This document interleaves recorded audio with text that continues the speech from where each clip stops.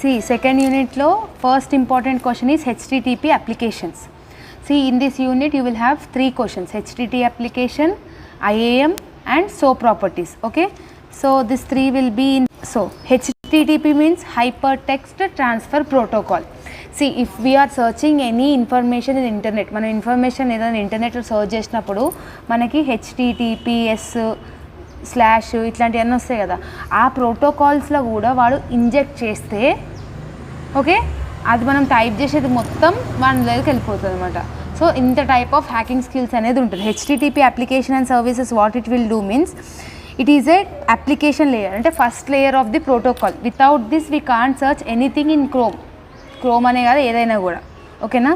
So transmitting documents కానీ ఇప్పుడు మనం నా ఉన్న డాక్యుమెంట్స్ నీకు పంపాలన్నా కూడా మనకి protocols is must and should. Okay, HTTP is used for communication over the internet. Okay, వాట్సాప్లో కానివ్వండి, ఇన్స్టాగ్రామ్లో కానివ్వండి, ఎక్కడైనా కానివ్వండి కమ్యూనికేషన్ కావాలి అంటే మనకు ప్రోటోకాల్స్ లేనిది వెబ్సైట్ అనేది డిజైన్ కాదు. ఓకేనా? ఇది ఇంట్రడక్షన్. ఇది 3 లైన్స్ రాయండి. నెక్స్ట్ ఇందులో ఫస్ట్ వన్ ఏమంటున్నాడు, personal information leakage. Personal information leakage is nothing but confidential ఇన్ఫర్మేషన్ని లీక్ చేసేది ఉంటుంది అనమాట.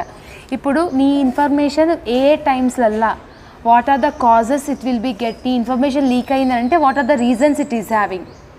Okay, the first one reason is information is shared non secure tools. అంటే ఏ వెబ్సైట్లో పడితే ఆ వెబ్సైట్లో నువ్వు for example they will tell like free demat account ఇట్లాంటివన్నీ అంటాడు కదా. సో ఏ వెబ్సైట్లో పడితే ఏ టూల్స్లో పడితే నీ information if you have shared means you will get a high chance of getting cyber attacks. Okay, so online form fill చేస్తే 100 rupees వస్తాయి. ఈ ఫామ్స్ని 10 మందికి షేర్ చేసుకుంటే నీ ఆధార్ కార్డ్ నీ పాన్ కార్డ్ నెంబర్ చెప్తే 1000 రూపీస్ వస్తాయి. ఇట్లాంటివన్నీ చెప్తే ఏమవుతుందంటే నీ డేటా అనేది you are disclosing with everybody.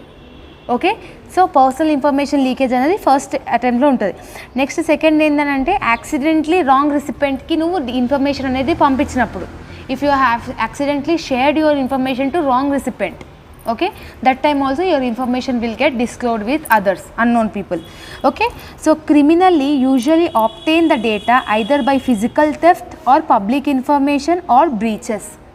Okay, so cyber criminals or criminals how they will get your data means by physical theft, means your physical documents like Aadhaar card, pan card ఫిజికల్గా వాడికి దొరికినప్పుడు కానీ, లేదు అని అంటే public information like after shopping malls బయట మనకి information రాసుకుంటారు కదా, phone number, Aadhaar card, that time వాళ్ళు ఏం చేస్తారనంటే వాళ్ళు పర్సన్స్కి అమ్ముతారు అనమాట.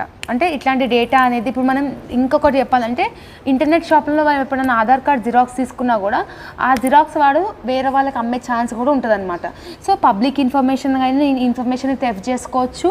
డేటా బ్రీచెస్ అని అంటే if your system is low in vulnerability then you are having a high chances of getting leakage అనమాట. Next second one file and path name based attack. So the path traversal attack. ఇందులో first one ఏం చెప్పినా personal information leakage. నేను అది మాట్లాడు. Second one file and path name attack. File and path name attack is nothing but నీ యొక్క అటాక్ని for example same ఇంతకుముందు Amazon అని చెప్పినా కదా, ఆ అమెజాన్ యొక్క పాత్ని కానీ డొమైన్ నేమ్ని కానీ if you are hacking means whatever the connected people are there will also get hacked through that. Okay, adi file and path name attack. Okay, indula malicious users can use this attack method to access the secret and sensitive data like passwords. What they will use your data, nee passwords emem untayi, నీ ఫోన్ని నీకు తెలియకుండానే use చేసేటట్టు కూడా ఉంటుంది, spyware అంటారు దాన్ని. ఓకేనా? This type of things also is known as file and path name attack అనమాట. Third one is DNS spoofing. DNS is nothing but domain name server system spoofing.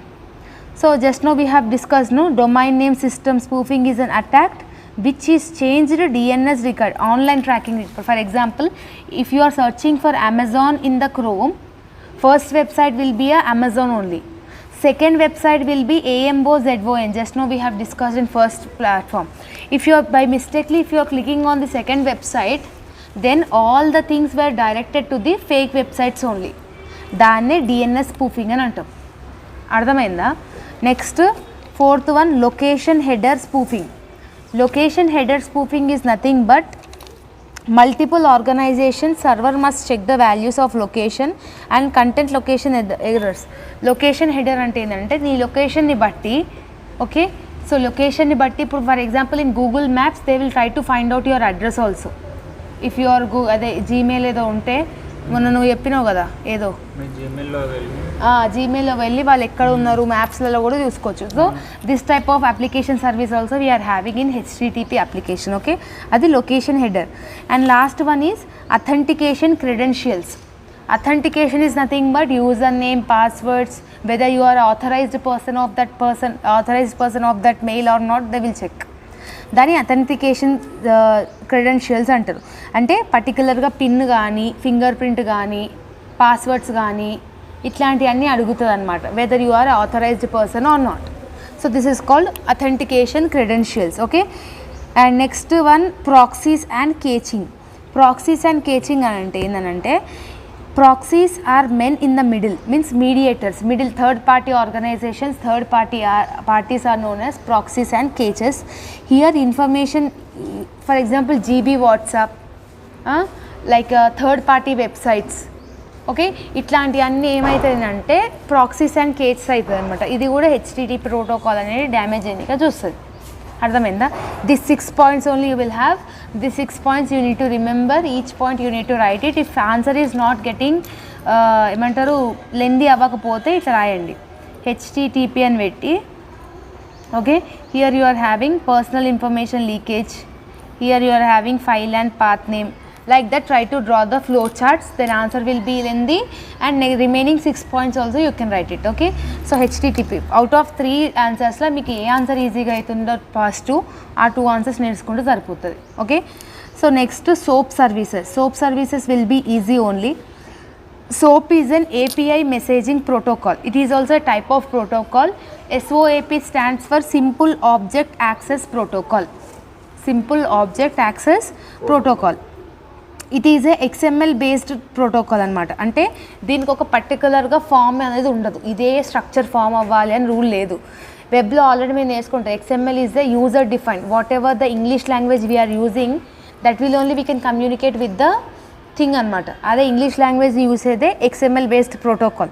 What it will do, it will prevents the unauthorized access. If you any person unauthorized persons is doing any malicious activities, ఈ SOAP protocol ఏం చేస్తుందంటే ఆపుతుంది, వాళ్ళని allow చేయదన్నమాట. Only authorized persons, they will have some rules and regulations like pins కానీ ఇట్లాంటివన్నీ పెట్టేసి web standards ఉంటాయి, ఇవన్నీ రెగ్యులేట్ అయిన ఆథరైజ్డ్ పర్సన్స్కే అలౌ అనేది ఉంటుంది లోపలికి.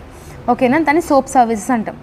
సోప్ సెక్యూరిటీ వల్ల రిస్క్ ఏంటంటే, what are the risk we will get means code injections. Code injections is nothing but just no I have said no, links కానీ ఏ లింక్స్ పడితే ఆ లింక్స్ క్లిక్ చేసినప్పుడు ఆ పర్టికులర్ లింక్స్లో కోడ్ అనేది ఉంటుంది, ఇంజెక్ట్ అయి ఉంటుంది. Okay, so like that is also a database hacking అనమాట. Second one breached or leaked access. Breached or leaked access is nothing but when your data is disclosed with the unauthorized persons by mistakenly or anything, అట్లాంటప్పుడు నీ data అనేది leakage అనేది అవుతుంది. అట్లాంటప్పుడు ఈ soap risk అనేది కూడా ఉంటుంది కదా, అప్పుడంటప్పుడు ఇది ఏం చేయలేదన్నమాట. And next DDoS is distributed denial of service. just now we have discussed in unit number 1, full of messages, bulk messages వచ్చినప్పుడు సిస్టమ్ కాన్ఫిగరేషన్ అనేది స్లో అయిపోతుంది. సేమ్ ఉంటుంది సైబర్ సెక్యూరిటీలో, మీది ఏది రాసినా కూడా రిలేటెడ్ రాసినా సేమ్ ఉంటుంది. ఆ పాయింట్స్ సెలెక్ట్ తెచ్చినా ఈ పాయింట్స్ సెలెక్ట్ తెచ్చినా మన మెయిన్ టాపిక్ ఏంది సైబర్ క్రైమ్ గురించి, సైబర్ సెక్యూరిటీ గురించే మాట్లాడుకుంటాం. Next session hijacking. Session hijacking is nothing but కొన్ని ఆన్లైన్ క్లాసెస్లో కానీ సెషన్ అనేది హ్యాక్ చేసి హోస్ట్కే మాట్లాడనీయకుండా చేస్తారు. ఓకే, ఇప్పుడు నార్మల్గా జూమ్ మీటింగ్ తీసుకున్నా కూడా okay we will have no session hijack చేస్తారు కదా. అంటే జూమ్ అనే కాదు, పెద్ద కంపెనీస్ వేరే ప్లాట్ఫామ్స్ యూజ్ చేస్తాయి సెషన్స్ అనేది ఆన్లైన్ మీటింగ్స్ పెట్టడానికి. అట్లాంటి సెషన్స్ని కూడా వీళ్ళు హ్యాక్ చేస్తారు. హ్యాక్ చేయడం వల్ల వీరికి ఏంది, they will listen their secrets, whatever they are discussing in the meeting they will listen. That time they will not have the security to their meeting అనమాట.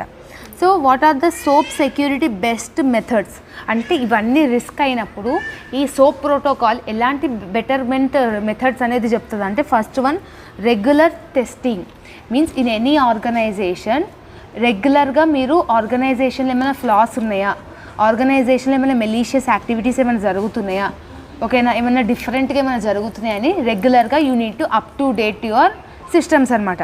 Second one is IAM identity and access management. Identity and access management is nothing but verification. Okay, so user name, password, iris. Okay, some big companies will check custom employees iris కళ్ళని check చేస్తుంది కదా, finger print కానీ card కానీ ఇట్లాంటివన్నీ identity access management అంట. So ఇట్లాంటివన్నీ IAM అని అంటాం. ఇట్లాంటిది బెస్ట్ మెథడ్ అనమాట. Okay, next request monitoring. If any other party apps is requesting to your mobile means you need to check whether the serverless app అది ఏం app, why it is requesting to you అనేది నువ్వు చూసుకోవాలి. So సింపుల్గా మీకు అర్థం కావాలి అంటే ఫేస్బుక్లో ఏది పడితే ఏ ఫాలో రిక్వెస్ట్ పడితే ఆ ఫాలో రిక్వెస్ట్ మనం యాక్సెప్ట్ చేసుకుంటే అయితే పోలేం కదా. అంటే వాళ్ళు పెట్టుకున్న information weather it is true or not we don't know, right? It is also best method to request monitoring. Next అంటే ఎవరైనా నీకు రిక్వెస్ట్ పెడితే ఈ సోప్ ప్రోటోకాల్ ఏం చేస్తుంది, whether they are authorised person, whether they are legal person or not, ఇది check చేస్తుంది అనమాట. Next input validation. Input validation అంటే ఏంటంటే something if you are searching in your organisation this soap objective soap protocol what it will do, whatever you are searching in that input నువ్వు ఏదైతే input నువ్వు పెడుతున్నావో weather నువ్వు పెట్టేది కరెక్టా లేదా అని క్రాస్ చెక్ చేస్తుంది అనమాట. మనము ఏదన్నా హార్మ్ఫుల్ ఫైల్ని మనం డౌన్లోడ్ చేసుకుంటే మనకి క్రోమ్ మనకి హింట్ ఇస్తుంది, it is a harmful file anyway download అని మనకి ఎస్ ఆర్ నో ఆప్షన్ ఇస్తుంది కదా. It's a type of protocols. ఆ ప్రోటోకాల్స్ ఎనేబుల్ చేస్తేనే మనం ఇక్కడ ఇట్లాంటి ఆప్షన్ అయితే మనకు వస్తుంది. If you are not having that protocol, నీకు తెలియదు హార్మ్ఫుల్ PDF అని చెప్పేసి, హార్మ్ఫుల్ మెసేజ్ అని చెప్పేసి, then we will get no. ఫోన్పేలో కూడా if someone is sending that bank transaction, if we try to enter the transaction in the phone pay, they will get hint anamata ఇది international transaction, it is not authorised transaction, continue చేయాలని మళ్ళీ ఒకసారి మనకు స్పెసిఫిక్గా అడుగుతుంది. So ఇట్లాంటివన్నీ ఎప్పుడు మనకు వస్తున్నాయి అంటే ఎట్లా వస్తున్నాయి, ఎవడో వెంకల్గా నమ్ముతలే, ఇట్లాంటి ప్రోటోకాల్స్ అన్నీ వాడు యాక్టివేట్ చేస్తూనే వస్తున్నాయి. It is the best method అనమాట.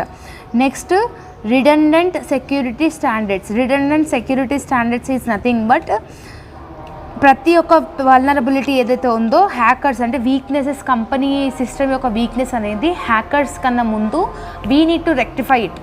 So every company will have white hackers. White hackers is nothing but వాళ్ళ మైండ్ సెట్ బ్లాక్ హ్యాకర్స్ అంటే ఎట్లా హ్యాక్ చేయొచ్చు అనే ఒక ఇంటెన్షన్తోని మొత్తం ప్రోగ్రామ్ అంతా జనరేట్ అయినాక వీళ్ళు చెక్ చేస్తారు. ఓకేనా, అంటే ఏ కాన్సిక్వెన్సెస్లో మనకి హ్యాక్ అయ్యే ఛాన్స్ ఉందనేది క్రాస్ చెక్ చేసుకుంటారు. That is redundant security standards అనమాట. ఈ 5 సరిపోతుంది. అండ్ లాస్ట్ క్వశ్చన్ ఏంది, IAM is nothing but identity access management.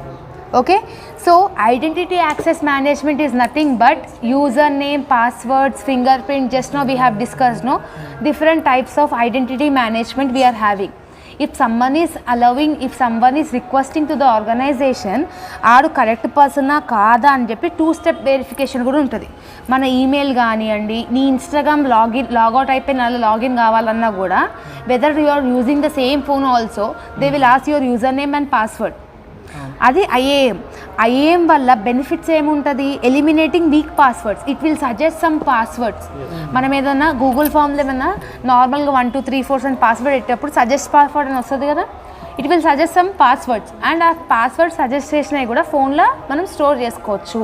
దాని ఎలిమినేటింగ్ వీక్ పాస్వర్డ్స్ అనేది IAM వల్ల తెలుస్తుంది.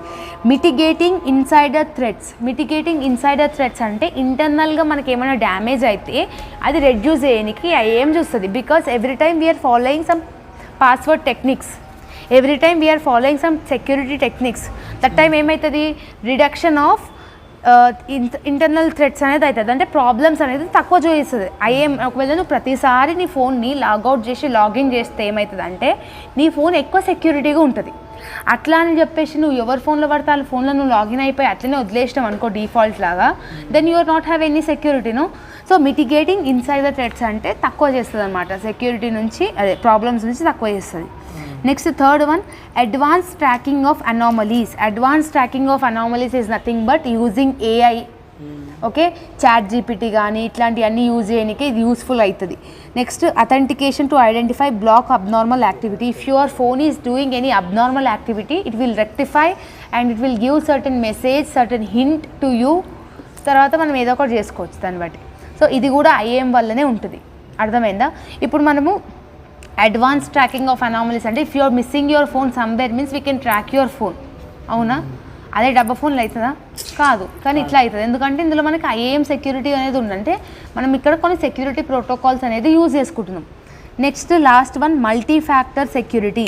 Multi factor security is nothing but fingerprint, scanner, face recognition, whatever we use as a passwords మన ఫోన్కి ఏదైతే పెట్టుకుంటామో ఇది కూడా ఐఏఎం ఒక బెస్ట్ మెథడ్ అనమాట. Got it? IAM answer SOAP answer ఈజీగా ఉంటుంది. హెచ్టిటిపి ఆన్సర్ మీకు సైడ్ పాయింట్స్ 6 ఉన్నా కూడా దాంట్లో మ్యాటర్ మీకు అంత రాయనికి రాదు. Personal information leakage you can write it, here you will మీకు మిస్ అయిపోతుంది. So whatever you feel, whichever 2 questions you feel it's important, either HTTP, SOAP, IAM, prepare any 2 topics. Okay, so next components of IAM, authentication, authorization, user management, central user respiratory. Authentication అంటే ఏంది? Authentication is nothing but sign in, password service, strong authentication మనకు suggest చేస్తుంది ఎట్లా పెట్టుకోవాలి user passwords name and what are the things manage చేయాలని, password storage చేయాలనేది అథెంటికేషన్లో we will get to know. Authorization is nothing but role based, rule based, attribute based. This అంటే authorization అంటే granting or denying access. If you are login, you are emailing with some other phone, then you need to click on here, you need to give access in your main mobile, then only అక్కడ మొబైల్కి అనేది నువ్వు access అనేది generate అవుతుంది. Whether you have నువ్వు ఎంత password correct పెట్టినా కూడా నీ ఒరిజినల్ మొబైల్లో నువ్వు యాక్సెస్ ఇస్తుందేనే కదా, అక్కడ కాదు కదా, దాన్ని ఆథరైజేషన్ అంటాం. User management is nothing but password management provision, means do not have limits to the data that can access, providing passwords, suggesting passwords and managing that passwords in your mobile. Adi user management. Last one, central user repository. Central user repository is nothing but it will use all the tasks which will perform in your mobile. నీ మొబైల్లో ఏమైతే task చేస్తున్నావు, ఇప్పుడు మన Android ఫోన్కి Apple ఫోన్కి చాలా security స్టాండర్డ్స్లో చాలా డిఫరెన్స్ ఉంటుంది. అవునా? IPhone will give more security than Android phone. అవునా? సిస్టంలో జరిగే ఇంటీరియల్ ఏమైతే ఉంటున్నాయో అవుట్ మన ఒక లింక్ వచ్చినా కూడా అది రెక్టిఫై చేస్తుంది whether it is a malicious code or not అనేసి. సో ఇట్లాంటివన్నీ ఐఏఎంలో మనకి ఉంటాయి అన్నమాట. So this is the 3 questions in unit number 2. As I have said, you need to draw flow charts. Okay, whatever the side points you are learning, along with that ఆ side points మీరు flow charts లాగా convert చేయండి. అర్థమైందా? This 3 questions is from second unit. Okay.